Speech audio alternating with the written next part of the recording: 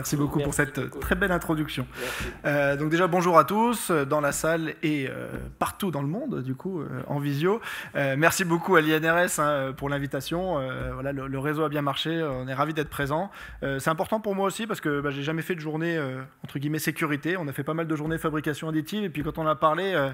une journée fabrication additive sans thème précis, finalement, maintenant, c'est presque commun et les gens ne se déplacent plus pour ça. Donc, c'est important de mélanger un peu les savoir-faire.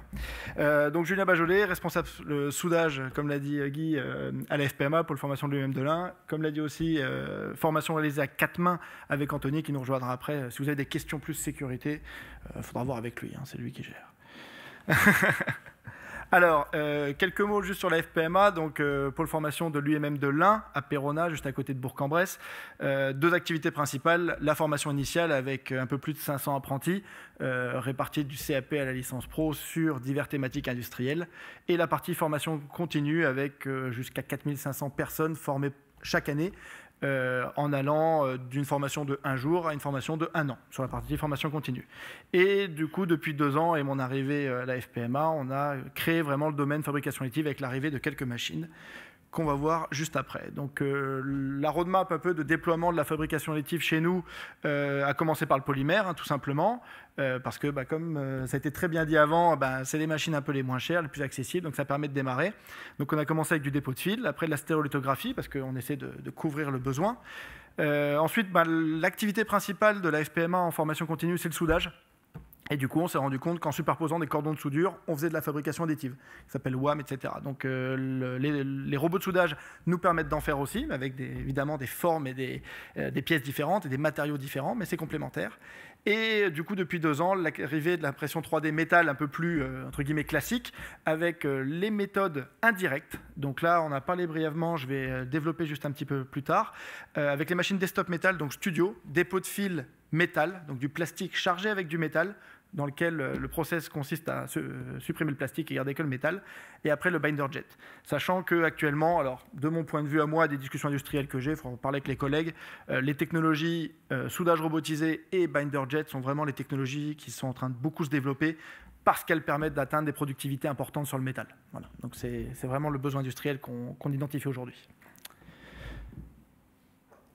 L'objectif, quand on fait des formations sur la fabrication additive, c'est de parler de l'ensemble de la chaîne de valeur. Alors, quand je montre ces slides de chaîne de valeur, on me dit souvent toutes les technologies ont une chaîne de valeur quasi similaire. On fait de la conception, on prépare, on fabrique, on post-traite et on contrôle. Tout le monde fait ça. Sauf que ce qui se passe, c'est qu'en fabrication additive, on se rend compte parfois que le post-traitement ou le contrôle influe sur la conception des pièces. Parce que si on veut finir une pièce, entre guillemets, simplement, et retirer des supports. Vous avez vu des belles images dans les slides d'Alain.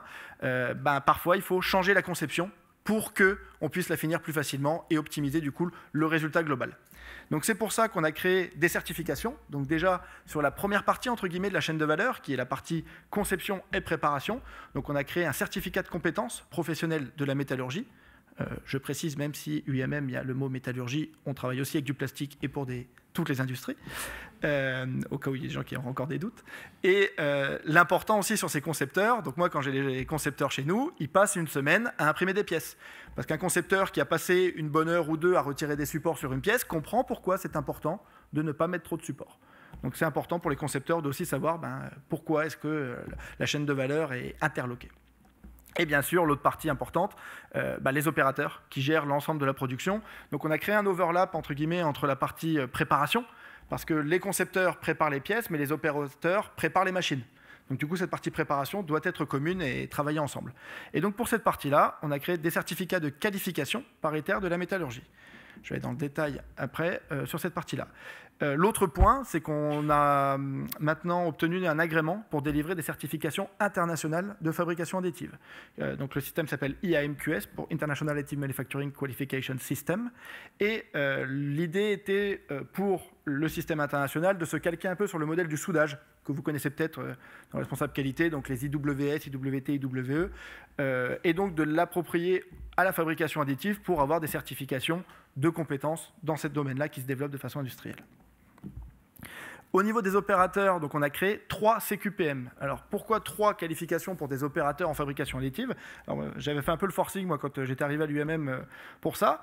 Parce que finalement, les gens disent un opérateur fabrication additive, c'est un opérateur fabrication additive. Comme l'a montré Alain juste avant, il y a plein de technologies de fabrication additive. Et le risque, en n'ayant qu'une certification, c'est qu'en fait, une personne passe sa certification sur une machine dépôt-de-cils plastique et se retrouve ensuite sur des machines poudre métal. Et je pense que dans cette salle et ailleurs, vous comprenez bien la différence et le risque qui peut être très différent. Donc le but, ça a été de créer 3 certifications. Une orientée sur les filaments, qu'ils soient métalliques ou plastiques. Une orientée sur les résines liquides et une orientée sur les poudres métalliques, polymères et sable. Et du coup, la vraie différence qu'on a en fait dans ces 3 certifications, c'est la partie HSE. Pour donner un exemple très concret, toute la partie métallique, les gens chez nous passent une journée en gestes et postures pour éviter les TMS lors du port de charges lourdes. Voilà, donc c'est vraiment les différences qu'on a d'un point de vue HSE. Alors, quand on a mis en place nos machines, vous avez vu, on a quelques machines de fabrication additive, maintenant on en a une petite douzaine, on a utilisé le logiciel Ceridge, donc là c'était vraiment avec mon collègue Anthony, et la première chose, ça a été de découper les zones pour identifier les risques chimiques en fonction des zones. Donc chez nous, on a une zone poudre métal, une zone résine, et une zone plutôt filament, que ce soit métal ou plastique. Dans Ceridge, l'utilisation de logiciels nous a permis de rentrer nos fiches de données sécurité pour l'ensemble des matières, parce qu'on a les matières premières, les périphériques, etc. Donc, on a identifié, ça, je ne vais pas vous faire des grandes surprises, mais il y a des problématiques sur l'utilisation des solvants, notamment l'isopropanol pour la résine, et les poudres, notamment métalliques. De nombreuses résines qui existent, donc sur une même machine, on met énormément de matériaux différents, potentiellement, et chaque résine a ses propres risques et ses propres gestions à gérer. Et on a aussi la même chose pour la partie filament. Pour aller un petit peu plus dans le détail, donc au niveau de la zone métallique, poudre, donc on est sur une machine de binder jet. Donc si je vais de gauche à droite par rapport à la photo, donc on a l'imprimante 3D qui consiste à étaler une couche de poudre et après déposer avec une tête d'impression du liant, de la colle. Une fois qu'on a fait cette partie-là, on va récupérer l'ensemble, donc un mélange poudre et pièces collées, entre guillemets, pour venir dépoudrer. Et donc cette partie-là est quand même, entre guillemets, là où on a le plus de contact avec la poudre. Hein. Donc on a la boîte à gants qui est tout à droite sur la photo. Et ensuite, une fois qu'on a récupéré les pièces dans notre lit de poudre, on va les passer dans un four de fritage pour brûler le plastique et récupérer la pièce métallique. La photo que vous voyez à gauche, on a la pièce avant et après. Donc impression et après fritage. Donc ce qui se passe, c'est qu'on voit que la pièce se rétracte fortement parce qu'on a 10 à 15% de plastique dans la pièce, de la colle qu'on a déposée au départ, et une fois qu'elle disparaît, la pièce se rétracte. Donc du coup, on a fait une gestion spécifique sur cette partie-là. J'insisterai un petit mot sur les EPI. Si tout marche bien, on va voir quelques éléments qu'on a mis derrière. Donc dans l'analyse Ceridge, là je vous ai mis, en fait, l'intérêt de Ceridge, ça a été de pouvoir faire des fiches spécifiques sur chaque machine et sur chaque étape. Donc un peu récapitulatif, parce que les fiches de données sécurité peuvent faire quelques pages, quelques dizaines de pages. Donc forcément, ce n'est pas le plus pratique à mettre dans l'atelier. Donc là, on a pu faire des fiches récapitulatives. Donc là, vous avez l'exemple sur la poudre, où on récapitule les dangers qu'on peut retrouver dans la fiche de données, les équipements de protection individuels et collectifs. Anthony pourra en parler un peu plus en détail. Et un petit point là-dessus, c'est que quand on travaille les poudres, alors c'est moi, hein, j'ai signé session de droit, donc j'ai mis ma photo à moi. On travaille, comme l'a montré Adobe avant, etc., avec les bons équipements. Et j'en profite de cette tribune pour mettre un coup de gueule contre certains fournisseurs qui mettent des photos sur YouTube de gens qui sont en caleçon et en tongs, en train de manipuler des poudres métalliques. Et voilà, donc parlons-en un petit peu. Voilà, soyons conscients qu'on peut travailler avec cette technologie. Il faut être conscient des risques, mais il faut prendre quelques précautions. Alors ensuite, la partie fil mime.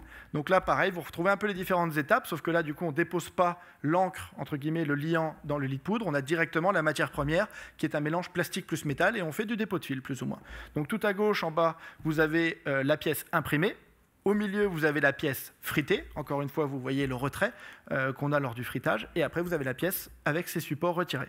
Donc là, encore une fois, nous avons fait l'analyse de l'ensemble des étapes et des matériaux et des matières premières, etc., que l'on peut trouver. Si vous regardez sur l'image des machines, donc vous avez la partie imprimante, où on a les matières premières.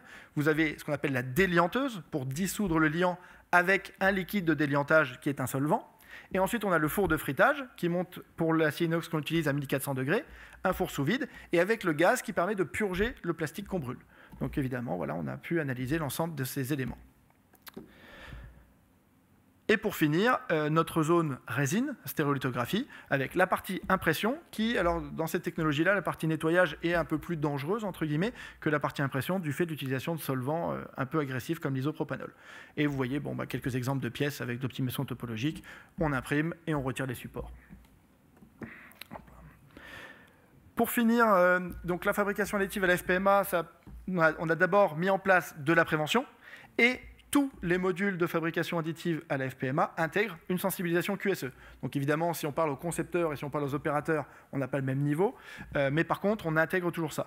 Donc des résultats du document unique, des résultats sur l'analyse de risques chimiques qu'on a pu voir et qu'on a récupéré bien évidemment sur le site de l'INRS, la partie gestion des déchets, parce que comme je vous ai montré sur les différentes machines qu'on a chez nous, entre l'impression, le déliantage, le frittage, etc., on génère quand même pas mal de déchets. Donc c'est important de pouvoir les gérer de manière correcte et les poudre encore plus. Et bien sûr, la partie assurance qualité, parce qu'en QSE, il y a aussi qualité, aussi bien pour les équipements que pour les pièces. Et ce que je vous ai mis en dessous, c'est les différentes formations, donc pour les opérateurs, ce qu'ils appellent les process engineers, donc on va dire les ingénieurs qui gèrent le procédé, les concepteurs et les coordinateurs et les managers, pour pouvoir utiliser la fabrication additive en sécurité. Et les certifications permettent de caler, de savoir exactement les compétences qu'ont les opérateurs et les différentes personnes qui interviennent. Je vous remercie pour votre attention. On vous applaudit, merci beaucoup.